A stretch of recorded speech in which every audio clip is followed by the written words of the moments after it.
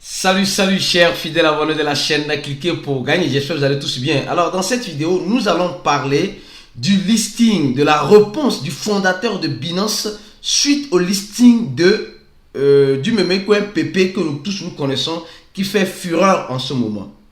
Nous allons parler des attaques, d'accord? Des attaques au mois d'avril. Combien ça a coûté aux investisseurs? Combien d'investisseurs ont perdu et quelle est la somme perdue? Nous allons parler aussi du gouvernement américain qui ne cesse de sanctionner les échangeurs crypto, et vous allez voir quel est l'échangeur qui a été sanctionné récemment. Nous allons aussi parler de FTX. Oui. Alors donc si tu n'es pas encore un abonné, n'oublie pas une chose, abonne-toi et n'oublie pas d'activer la cloche de notification, car sur cette chaîne nous venons t'informer, nous venons t'apporter l'information en temps réel de tout ce qui se passe dans l'écosystème de la crypto-monnaie et de la blockchain. Je tiens à remercier tout au fond de mon cœur tous ceux qui partagent nos vidéos, parce que nous avons remarqué depuis quelque temps que notre chaîne est en train d'avancer rapidement, oui, et beaucoup d'abonnés. Merci. Alors donc, si tu es un nouveau abonné sur cette chaîne, sois les bienvenus, mets-toi à l'aise comme si c'était chez toi. Alors, comme d'habitude de coutume, nous allons commencer cette vidéo en parlant de ce sujet. L'échec fait partie du processus du succès. Apprenez de vos échecs. Je vais vous poser une question, une seule question ici. Qui parmi vous se retrouve ici, qui n'a jamais échoué de sa vie? Tout le monde a une fois échoué. Mais cela ne nous empêche pas de continuer. Cela ne nous empêche pas d'arrêter de rêver. Non. Souvent, notre échec doit être un moment d'apprentissage. Un moment où on doit s'auto-poser des questions. Se dire, est-ce que je suis sur le bon chemin? Que dois-je faire? Quelle leçon j'ai appris de cet échec-là? Donc, c'est important que les échecs que nous avons souvent dans nos investissements, que ce soit dans notre vie active, dans notre vie familiale, tous ces échecs-là nous aident en quelque sorte à mieux préparer notre succès. Parce que chaque fois que tu tombes, chaque fois tu apprends, et plus tu apprends, plus tu arrives vers le succès, et plus tu verras tes rêves et tes objectifs se réaliser. Donc, c'est important, c'est valable, cette règle aussi est valable pour l'écosystème de la crypto-monnaie, surtout des investisseurs. Et je tiens aussi à vous inviter, si tu n'es pas encore dans notre groupe Channel, dans notre channel Telegram, va sur Telegram, tape Channel avec 2 N, cliquez R à la fin de cliquer pour gagner, R à la fin de gagner, et tu vas t'abonner à notre channel. Au cas contraire, le lien se trouve juste en description de la vidéo. Abonnez-vous à notre channel pour avoir des informations et des pensées quotidiennes comme celle-ci. Alors, pour commencer la vidéo rapidement, nous sommes en train de voir le Bitcoin en ce moment à 27 900 $. Oui. La dernière fois, hier, quand on faisait les vidéos d'hier, on voyait le Bitcoin avec 8 000 $ qui avait tendance à remonter, après qui avait tendance à redresser vers 27 000 $. Et enfin, elle est arrivée à 27 000 $. Mais ce n'est pas une fin, c'est juste un jeu de ping-pong que le Bitcoin a l'habitude de faire et fera toujours avec nous dans cet écosystème de la crypto-monnaie. Donc, si tu n'es pas un habitué, il faut être conscient que tu peux te lever pauvre comme tu peux te lever riche, dépendant de ton investissement et de où tu auras investi. Donc, beaucoup de prudence pour ceux qui promettent des gains exorbitants uniquement en crypto-monnaie. N'oubliez pas une chose, il faut aussi promettre la pauvreté exorbitante aussi en crypto-monnaie pour celui qui n'a pas la bonne stratégie, celui qui n'a pas les bonnes méthodologies, celui qui n'a pas la bonne information, celui qui n'a pas la bonne analyse comme on aime vous les apporter sur ces chaînes. Alors, rapidement, on va parler de cette information. Les gars, non mais, non, quand il y a eu cette information, j'ai ri. Ça fait rire. Non, je ne sais pas si on dit, combien il reste à FTX. Voyons un peu le numéro. Nous savons que FTX, c'est l'un des grands échangeurs juste après Binance et Coinbase qui détenait, voilà, je peux dire, plusieurs actifs de plusieurs utilisateurs. Et qu'est-ce qui s'est passé? FTX a déclaré faillite. Quand FTX a déclaré faillite maintenant, on a arrêté son responsable qui était aux Bahamas et après il était en prison. On l'a expatrié, on l'a envoyé aux États-Unis dans son pays d'origine et là-bas il est en prison domiciliée. Quand on parle de prison domiciliée, on le met voilà, quelque chose sur son pied, c'est bon. Hein? Et voilà, il fait ce qu'il veut à la maison. Hein. Même si on dit qu'il y a des restrictions, il n'y a pas de loi sans exception, vous savez très bien. Alors donc, on nous dit simplement que FTX a dépensé, je dis bien, a dépensé 67 millions de dollars dans les honoraires des avocats. 67 millions de dollars. Juste pour les heures de travail des avocats. Afin de faire quoi?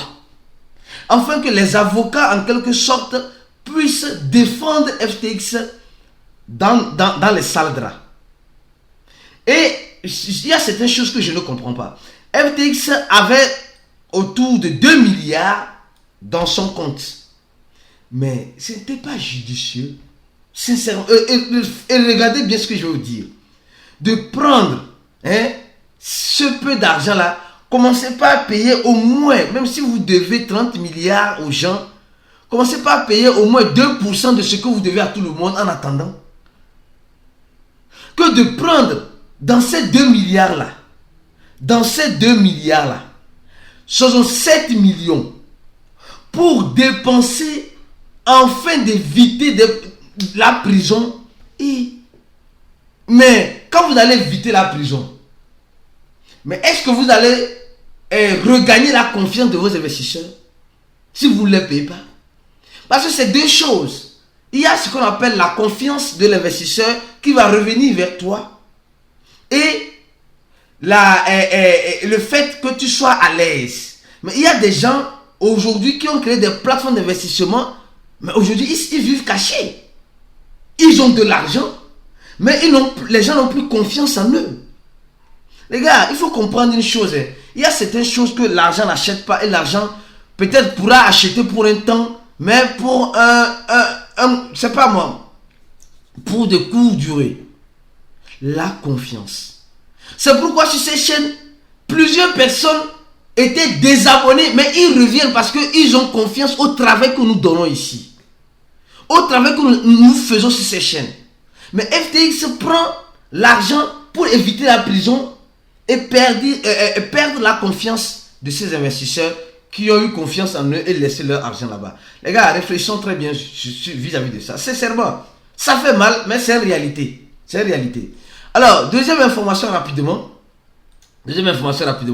Cette information, nous tous nous connaissons l'échangeur Poloniex. Les gars, l'échangeur Poloniex, le plus grand actionnaire en quelque sorte, c'est le fondateur de Tron, une fois de plus. Oui.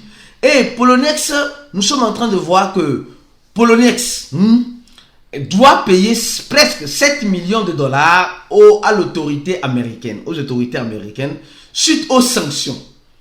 Non, j'ai vu ça, j'ai lu. On dit, l'autorité américaine dit que Poloniex a contourné les sanctions en permettant aux utilisateurs des pays comme le Cuba, l'Iran, le Soudan, la Syrie, d'utiliser la plateforme en faisant des dépôts et des retraits entre janvier 2014 et novembre 2019.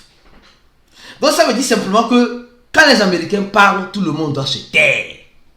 Cette Poloniex est une entité qui est plus basée, je crois bien, aux États-Unis. Mais en ce temps-là, avant que Justin, le fondateur de Tron, vienne acquérir Poloniex. Donc, au temps où, en 2019, Poloniex faisait ses activités sur le territoire américain, mais qui permettait à certains ressortissants de d'autres pays qui étaient sous sanctions, sous embargo du même gouvernement américain de faire les dépôts et les retraits. Donc, c'est à cause de cela, le gouvernement américain sanctionne Poloniex de payer près 7,6 millions de dollars. Mais les gars, vous voyez combien de fois les gouvernements veulent juste leur gâteau. Ils vont prendre cet argent là pour aller sauver les banques. C'est que si c'est moi Poloniex là, pour payer ces sanctions là, on va les payer en bitcoin. Bon, ils vont aller vendre. Comme ils ont des stocks de bitcoin, le gouvernement américain, on a déjà fait des vidéos aussi, vous montrant les stocks de bitcoin du gouvernement américain.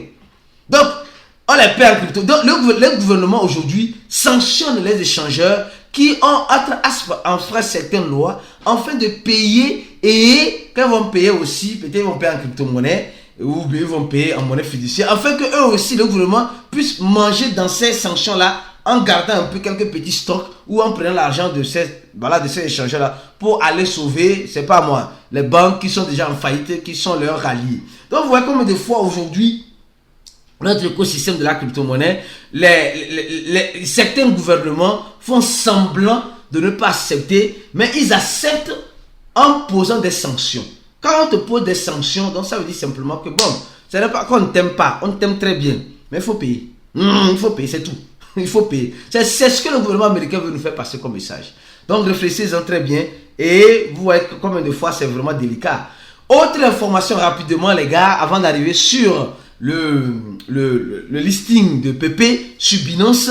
Alors si après avoir regardé cette vidéo, arrivé jusqu'à ce niveau là, tu ne t'es pas encore abonné ou tu n'as pas encore donné un j'aime à la vidéo, mon frère, ma soeur, mets une pause, donnez j'aime à la vidéo, laissez un commentaire et continue de suivre. Parce que on vient vous apporter l'information en temps réel de ce qui se passe dans le cause de la crypto-monnaie. Et ce n'est pas facile. Vous allez voir que plusieurs influenceurs ne font pas comme nous faisons ici sur ces chaînes, en vous apportant des informations de façon actualisée en temps réel. Alors, on nous dit simplement, les hackers et les arnaqueurs ont volé un peu plus de 103 millions de dollars juste en ce mois d'avril. Le mois passé là. Il y a eu plus de 103 millions qui ont été perdus par des hackings, par des projets qui ont scammé. Les gars, c'est sérieux. Non, c'est sérieux. Donc ça veut dire simplement que en avril seulement là, il y a eu 103 millions qui ont été perdus, volatilisés comme cela, qui sont partis dans les poches des voleurs, des arnaqueurs.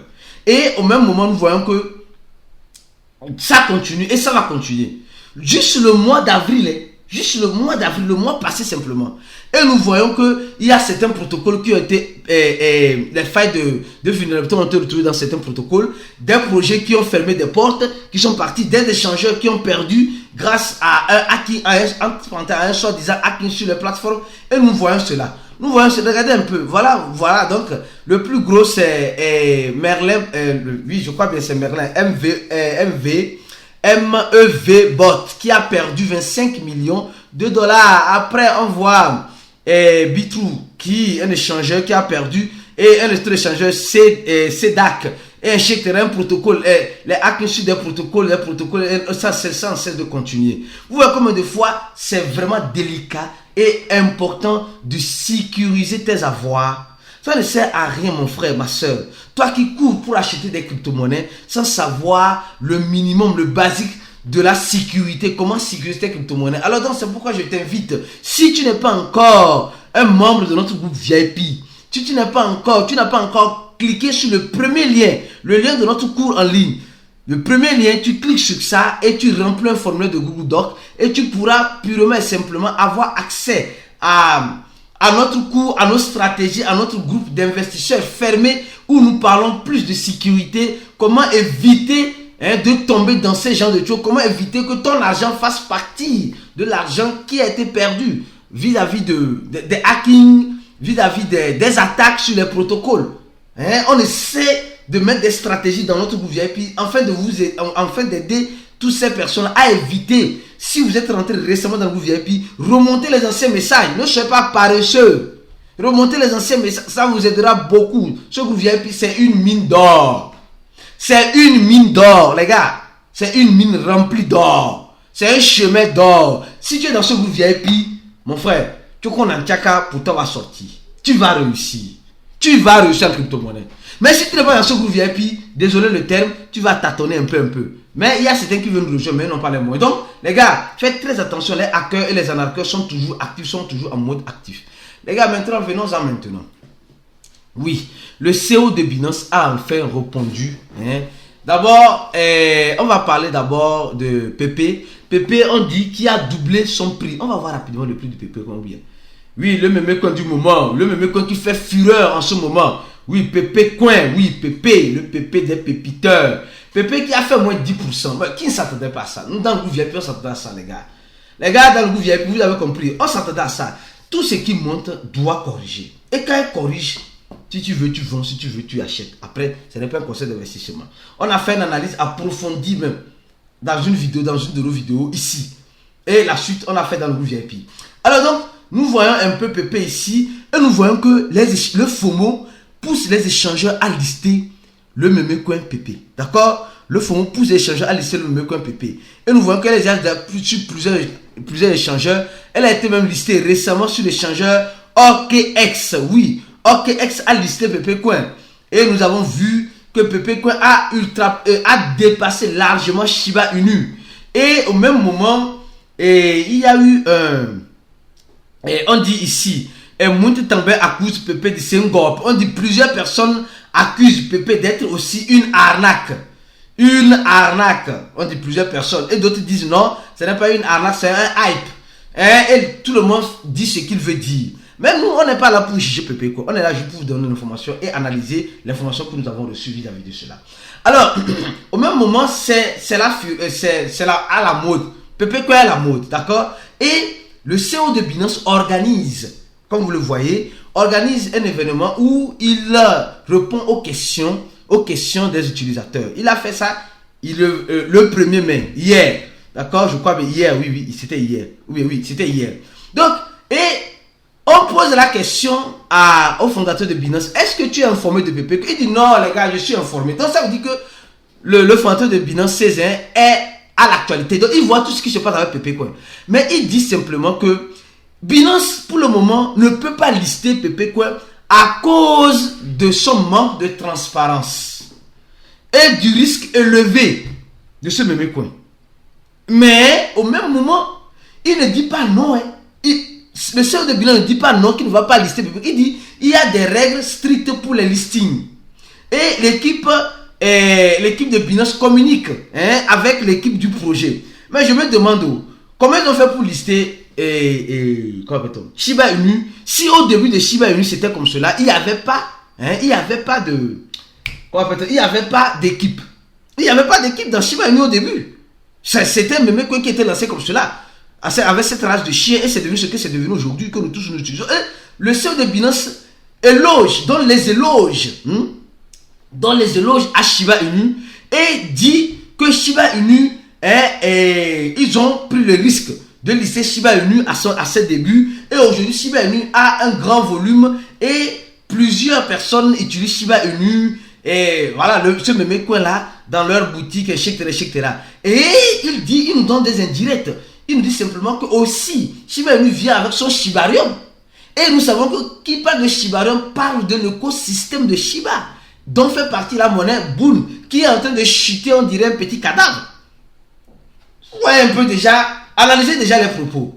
Vous avez vu donc, pour dire simplement que le CEO de Binance n'a pas dit non, qu'ils ne pourront jamais lister le Memecoin PP. Non, il dit simplement que le Memecoin PP voilà, ils analysent, il ne peut rien dire pour le moment, mais le risque est élevé, le risque est élevé de dire qu'ils vont lister. Il manque de transparence, il manque de ça. Mais ce que vous oubliez, c'est que les échangeurs listent des projets comme PP quand elle fait tellement du bruit, quand elle est agressive dans son marketing, quand tout le monde en parle, alors les échangeurs seront obligés de courir pour acheter. Et je tiens aussi à vous dire quelque chose. Ceux qui veulent faire le trading futur de PP, c'est mieux d'utiliser l'échangeur Merxé Global. Pourquoi? Parce que c'est l'un des échangeurs qui te donne la possibilité de miser. Je peux dire quelque chose, de miser sur les mêmes points,